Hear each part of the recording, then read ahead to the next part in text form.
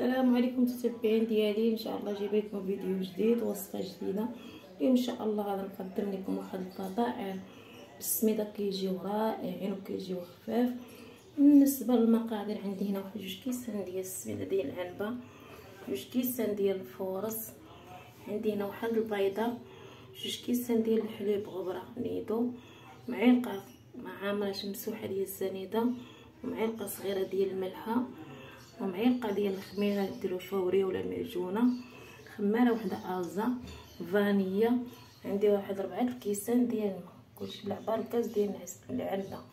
بالنسبه للطريقه غادي نديروا السميده الاناء،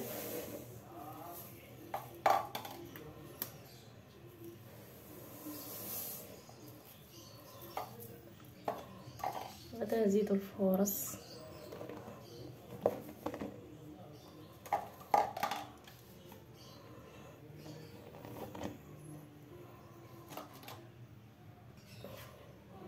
غادي نزيدو نيدو شويه،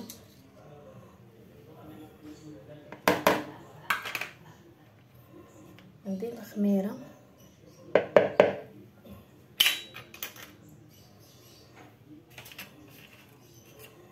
السنيده، الملحه، ندير الفاني،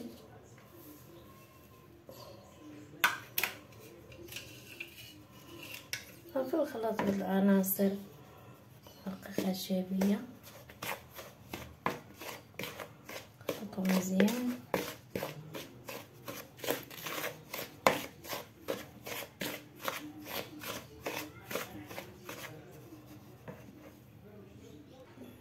غادا نزيد الماء 4 الكيسان، دايره الماء العادي ديال الصنبور،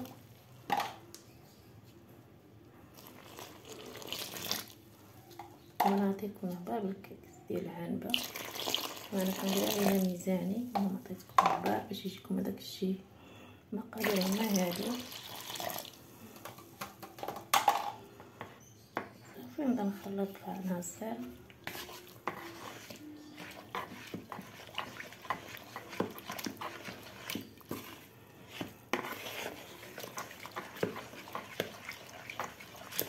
نخلطو مزيان. غنستعملو خلاط كهربائي،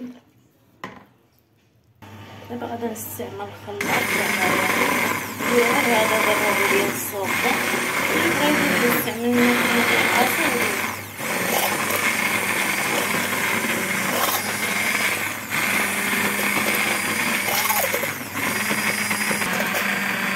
دابا غادي نزيد الخماره، غنضرب مزيان،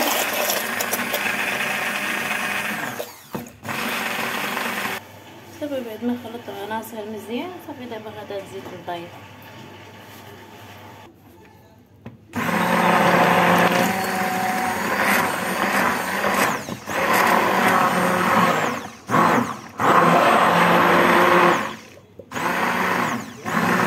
صافي بعد ما خلطته مزيان صافي دابا غادا نخليه يخمر، غادا نغطي نخليه يخمر ربع ساعه.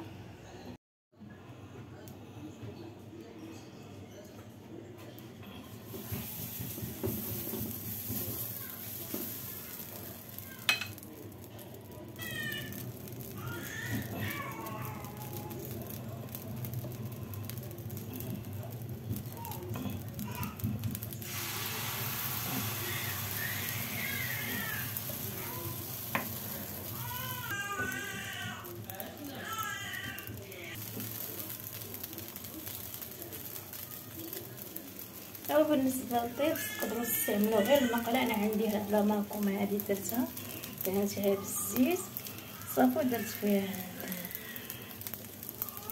الفطائر ديالنا.